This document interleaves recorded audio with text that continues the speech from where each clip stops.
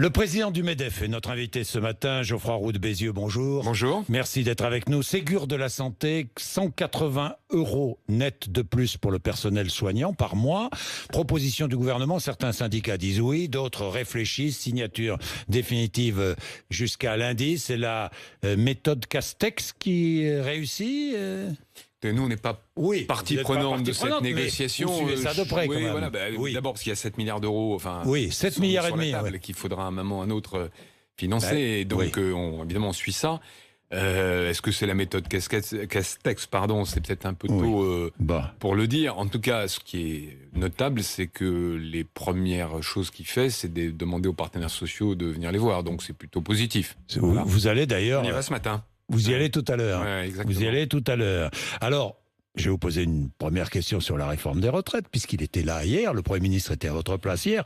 Il nous a dit qu'il ne renoncerait pas, évidemment, c'est ce qu'il a dit, à la réforme des retraites et aux réformes déjà engagées. Réforme des retraites, réforme de l'assurance chômage. Réforme des retraites, il serait irresponsable de renoncer à cette réforme. C'est ce qu'il a dit hier. Irresponsable ou pas ? Alors, juste un mot avant de répondre à cette question. Moi, je vais le voir, je n'ai pas lui parler que des retraites. Non, mais ça, j'imagine. J'ai surtout lui parler du plan de relance. Je vais vous en parler. C'est presque plus urgent. Sur la réforme des retraites, moi, la question que j'ai envie de lui poser, c'est donnez-nous la profondeur du trou, si j'ose dire. Parce qu'on sait qu'avec le Covid, il y avait déjà un déficit de l'ordre de 4 milliards prévu pour cette année. On serait à 30. On parle de 30, mais le corps, qui est le Conseil d'orientation des retraites, n'a pas chiffré. Donc, il faut déjà savoir de combien on parle. Et je trouve que se précipiter cet été, comme ça a été, semble-t-il, la demande du président de la République, pour renégocier autour de ce sujet, qui est un sujet anxiogène, ne me paraît pas la bonne priorité. Après, est-ce qu'il serait irresponsable de laisser le trou grandir ? Oui. Et donc, à la rentrée, à partir de la rentrée, discutons, mais avec des chiffres. Mais non, vous avez dit non. Vous avez dit dans un premier temps, non, il ne faut pas reprendre cette... J'ai dit... Oui. On fait une pause. Parce qu'il y a toujours la même chose. Oui, je dis toujours. Oui, je dis vous redemandez au Premier ministre, c'est ce que vous avez lui dire, il faut faire une pause sur la réforme des retraites. Exactement, si. Je vais dire, la priorité, c'est le plan de relance. C'est de ça dont on a discuté cet été. Il faut qu'on aboutisse parce que tous les entrepreneurs, mais d'ailleurs les ménages, attendent de savoir comment on relance l'économie. Et comme vous le savez, ça part plutôt pas mal. Donc pas question de reprendre ce plan, cette réforme des retraites avant la rentrée. Je pense mais c'est quoi la rentrée avant la fin de l'année? Je sais pas quand vous rentrez de vacances. Moi, je rentre en septembre. Avant septembre. Non, mais après, il y a quand même deux sujets un peu différents. Il y a la réforme dite systémique, c'est-à-dire le régime universel sur lequel nous, on avait des réserves. Oui. Ça me semble pas être la priorité. Et puis, il y a ce fameux trou financier dont on ne connaît pas le montant. Effectivement, il y a eu des chiffres qui ont circulé. Vous savez qu'on est responsable, partenaires sociaux, du régime complémentaire, Carco. Je sais. Là aussi, il y a certainement un trou financier qu'on n'a pas chiffré encore. Donc, il faut mettre tout ça sur la table et voir comment on le résout. Donc, première urgence, le problème financier.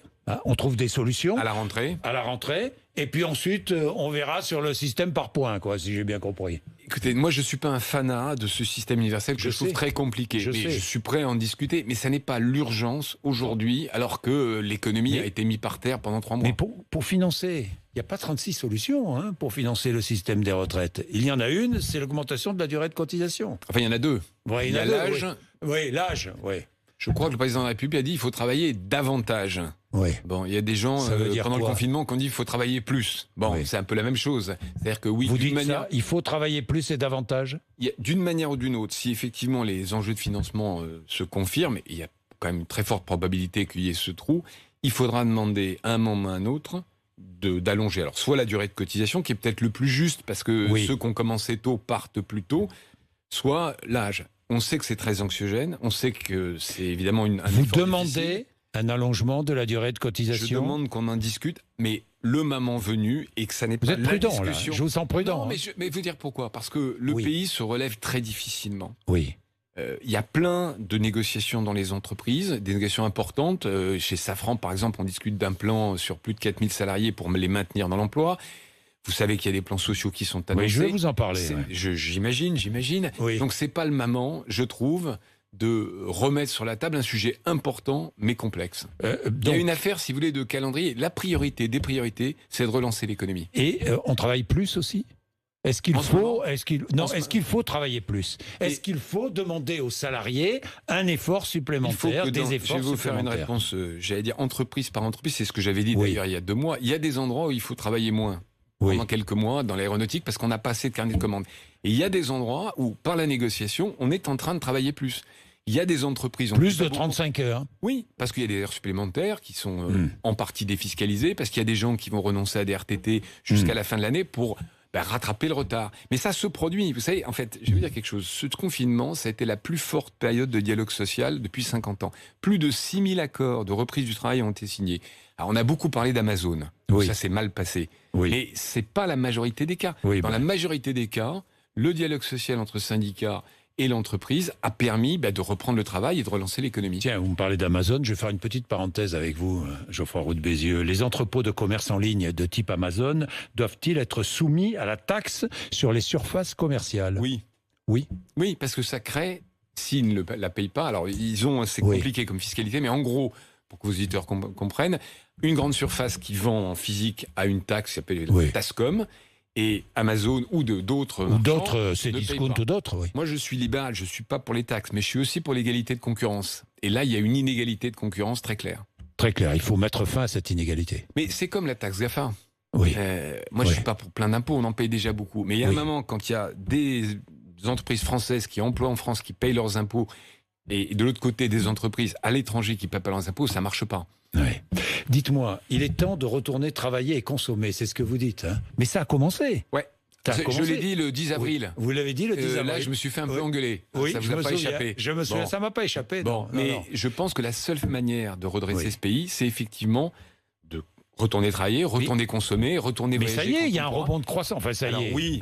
Tout n'est pas réglé. Mais il y a un rebond de croissance. Oui, c'est la bonne nouvelle. C'est que, effectivement, contrairement à ce que disaient beaucoup d'économistes, contrairement à ce qu'ont dit certains hommes politiques, les Français ont été formidables. Parce qu'ils se sont confinés quand on leur a dit de confiner. Mais dès le 11 mai, ils sont retournés, alors pas tout de suite dans les restaurants, mais dans les magasins. Et à part certains secteurs, il faut quand même le dire, l'hôtellerie est complètement sinistrée, l'aéronautique est sinistrée, le tourisme, mais ailleurs, ça marche bien. Les concessions automobiles ont fait un super mois de juin. L'immobilier, dont on pensait que ça serait une catastrophe, parce qu'acheter une maison, c'est comme un acte de confiance, on s'endette, etc. L'immobilier tient bien. Donc il y a beaucoup de petits signes, et moi il y a un signe qui m'a ravi, je vais quand même le dire, c'est les créations d'entreprises. Parce que je trouve que créer son entreprise au mois de mai, c'est le chiffre de mai, plus 50% par rapport à 2019. Faut avoir, j'ai envie de dire, enfin, je pas employer une expression triviale, mais faut en avoir, quoi. Parce que c'est quand même, c'est quand même une forme de courage, quoi. De prise de risque. Geoffroy Roux de Bézieux, alors on parle aussi, parallèlement, de faillites d'entreprises, de nombreuses faillites d'entreprises, avec cette vague de plans sociaux annoncés pour l'automne. Que demandez-vous au gouvernement? Je vais vous poser 2-3 questions, vous allez me dire quelle est votre réponse. D'abord, baisse des impôts de production. Ça, vous demandez absolument. Hein. Les impôts de production sont les taxes sur le chiffre d'affaires. Expliquez juste pourquoi en 2 mots. Si on veut relocaliser en France, si on veut décarboner l'économie, il faut pouvoir produire, avoir des usines en France, et il faut les rendre, non pas compétitives vis-à-vis des Chinois, mais vis-à-vis des Allemands. Donc les impôts de production, c'est ce qui pénalise l'industrie en France. Alors l'impôt de production, c'est collecté par les collectivités locales. Pour beaucoup, pas seulement. Alors, manque à gagner pour les collectivités locales. Donc, il faut les compenser. Il faut les compenser. Je crois que c'est ce que Bruno Le Maire prépare. Mais il faut que les Français comprennent que c'est des impôts qu'on paye sur le chiffre d'affaires. C'est-à-dire, c'est pas du tout lié au profit. Et donc, même quand les entreprises vont perdre de l'argent cette année, en théorie, ils paieront quand même ces impôts de production. C'est pour ça qu'on demande la suppression. Comment éviter ces vagues de licenciements et comment donner du travail, notamment aux jeunes qui vont arriver sur le marché du travail. Entre 700 à 900 000 jeunes qui vont connaître peut-être leur premier emploi, enfin, ils l'espèrent, à l'automne. Comment faire? Alors, le sujet des jeunes, c'est le sujet principal. Mais je sais, c'est pour ça que j'en ai parlé hier au Premier ministre, je vous en parle ce matin. Et j'en parlerai tout à l'heure au Premier ministre. Non, mais vous avez raison, donc on est au moins d'accord là-dessus. Le problème, c'est que les entreprises, par réflexe, elles vont, avant de licencier, elles vont pas embaucher. Et donc la première victime avant les licenciements, c'est le jeune qui arrive au mois de septembre sur le marché du travail. Alors il y a une première chose qui a été faite, c'est les 8 000 € par apprenti. Aujourd'hui, moi je le dis à tous les gens qui peuvent embaucher des apprentis, les artisans, les grandes entreprises, les moyennes, ça coûte presque rien avec la prime à 8 000 €. Donc c'est vraiment un geste, j'ai envie de dire presque citoyen. Après, il y a tous les autres jeunes, si je veux dire, c'est-à-dire ceux qui ne seront pas en contrat d'apprentissage, qui sont quand même la majorité. Et là, on a fait des propositions, notamment autour d'une exonération de charges massive sur le premier CDI. Bon, je ne sais pas si ça va être retenu. Normalement, je crois que c'est le président de la République qui devrait annoncer ça au mois de juillet. Mais là, il y a un côté, comment dire, c'est presque un côté moral. Exonération de charges sociales pour un premier emploi, un premier CDI, voilà. Offert à un jeune. Premier emploi. Je vais vous dire pourquoi il faut le faire aussi. Ça, il faut le faire. Battons-nous pour ça. Oui, battons-nous pour ça, mais je vais vous donner une raison presque morale pour le faire. C'est que pendant ce Covid, on a confiné le pays, on a ralenti l'économie pour sauver nos aînés. C'est ça la réalité. Oui. Et eux, on a fait cet effort. Maintenant, je crois qu'il faut renvoyer l'ascenseur. Et renvoyer l'ascenseur aux jeunes, et c'est ne pas désespérer le pays. Donc, je pense que c'est vraiment important. Et sur les plans sociaux, j'ai pas répondu. Je vais quand même vous répondre, parce que vous allez revenir avec la question. Ça, l'ensemble des plans sociaux qui ont été annoncés, c'est 27 000 suppressions d'emplois. Alors, c'est beaucoup, et pour les gens concernés... Beaucoup et peu. Pour les gens concernés, évidemment, on ne peut pas leur dire, quand on est à Lannion et qu'on perd son emploi chez Nokia, c'est très dur. Mais dans le même temps, les offres d'emploi sur le site de Pôle emploi, sur le mois de juin, c'est plus de 500 000 offres. Alors dedans, il y a des offres d'un jour, 2 jours. Ce que je veux dire par là, ce qui compte quand même, c'est est-ce que le chômage globalement va augmenter, dans quelle proportion, et comment on fait pour limiter cette hausse. Oui, mais dans les plans sociaux, il y a un côté moral. Un aspect moral. Vous parliez de morale tout à l'heure. Je vais vous poser 2-3 questions à ce propos. Tiens, Nokia en France. Nokia, 280 millions d'euros de crédit impôt recherche. Et voilà que touché, donc argent de l'État, notre argent. Et voilà que Nokia supprime 1233 emplois. Est-ce acceptable? C'est inacceptable, dit Agnès Pannier-Runacher. Vous dites la même chose? J'ai pas regardé le détail du plan de Nokia. Ce que je peux vous dire, c'est que Nokia, vous savez que c'est l'ancien Alcatel. Vous connaissez bien, en plus, ce monde-là. 20 ans dans ce secteur. Je sais. J'entends l'émotion que ça crée entre le crédit d'impôt recherche et il faut vraiment revoir le plan. Mais la réalité, c'est que ça fait 30 ans que ça dure. Parce que comment ça a commencé cette affaire? Quand moi j'ai démarré dans les télécoms, je suis un peu ancien combattant, il y a 20 ans, tous les fournisseurs étaient français et européens. L'Europe était leader mondial des télécoms. Et à cause d'une politique de concurrence exacerbée au niveau de l'Europe, on n'a pas laissé ces acteurs fusionner. Et du coup, c'est qui? Les Américains, les Chinois, les Coréens qui ont pris le marché. Donc il y a une responsabilité collective de l'Europe sur ce résultat. Alors maintenant, après, il y a des managers qui n'ont pas été très bons. Il y a des décisions qui peuvent être prises en revue. Mais il faut réfléchir quand même collectivement comment on fait pour produire en Europe. Puisqu'on parle des télécoms, est-ce qu'il faut laisser entrer Huawei en France? Je ne crois pas. Non. La 5G, non. Pas de Huawei. La 5G, oui, mais Huawei, non. Non. C'est pas tout à fait pareil. Avec Huawei. Non, moi, j'ai pas peur du mot souveraineté. C'est vrai que, historiquement, j'allais dire, le patronat, mot souveraineté avait une connotation protectionniste. Mais dans un monde où les Chinois ont leur agenda, très clairement, les Américains, ça vous a pas échappé aussi, nous, je pense que les Européens, il faut qu'on se défende. Et on a besoin de fournisseurs européens en pharmacie, en télécom, enfin dans tous les secteurs stratégiques. Pharmacie, Sanofi. Enfin, 4 milliards d'euros de dividendes distribués et des suppressions d'emplois. Oui, mais Sanofi, ils font quelques pourcents de leur chiffre d'affaires en France, et ils ont toute leur recherche, tous leurs emplois, toute leur fabrication en France. Donc, moi, je veux bien qu'on tape sur Sanofi, on a besoin de champions, et on a besoin de les défendre. Sinon, ils finiront dans les mains d'actionnaires étrangers. Bon, Challenge, vous connaissez Challenge, la revue, la revue, qui nous apprend qu'il y a 95 milliardaires en euros en France en 2020, 3 fois plus qu'il y a 10 ans. Vous vous réjouissez ou pas? Je veux dire, je me réjouirais si, en même temps, le PIB par habitant, ou la richesse par habitant, avait augmenté. Elle a augmenté moins vite. Donc, c'est ça. Je vais vous donner quelques chiffres. Bernard Arnault, 100 milliards, plus 13% en un an. Entre 2019 et 2020. Puis tout le luxe. Je crois que le chiffre est à fin 2019. Depuis que la bourse a baissé, c'est un peu moins. C'est un peu moins. Mais le sujet, il y en a d'autres. Mais il y en a d'autres. Est-ce qu'on doit se réjouir? Je vais répondre sur Bernard Arnault. Est-ce qu'on doit se réjouir d'avoir une boîte française qui fabrique en France, qui emploie en France et qui, j'allais dire, est leader mondial du luxe? Moi, je crois que oui. Le fait que Bernard Arnault ait réussi, je veux dire, c'est lui qui a créé le VMH. Donc moi, je ne suis pas là pour critiquer les gens qui réussissent. Ce qu'il faut, c'est que ça emmène tout le monde, tous les Français. Et que l'argent soit distribué. Et que l'argent soit distribué. C'est pour ça que tous les systèmes de type intéressement, participation, mais quand vous avez certains grands patrons, je vais prendre notre exemple, tiens, Patrick Drahi, ici, qui est à plus 39% par rapport à 2019, qui est à 12 milliards et demi, et qui parallèlement supprime des postes. Est-ce que moralement, c'est acceptable? Écoutez, Patrick Drahi, il a démarré en sortant de l'école sans un euro, enfin un franc à l'époque. Il a monté un groupe absolument magnifique. Il a créé des milliers d'emplois ou des dizaines de milliers d'emplois. Si à un moment, il doit, parce que ça va mal dans telle ou telle activité, y compris ici, si j'ai bien compris, réorganiser, je pense qu'il a le droit de le faire. L'important, si vous voulez, c'est qu'au total, ça crée de la richesse pour tout le monde et qu'on la partage. Et globalement, on a besoin d'entrepreneurs en France. Bien, plus de 75% des Français veulent taxer les plus riches. Vous avez vu cela ? C'est une enquête pour BFM Business. Mais oui, mais c'est assez logique. C'est logique. Donc il faut taxer les plus riches ou pas ? C'est logique qu'ils répondent ça au sondage. Oui, non mais d'accord. Non, mais 75% des Français le souhaitent. La France, c'est le pays qui a le plus d'impôts au monde. Vous le savez, avec le Danemark.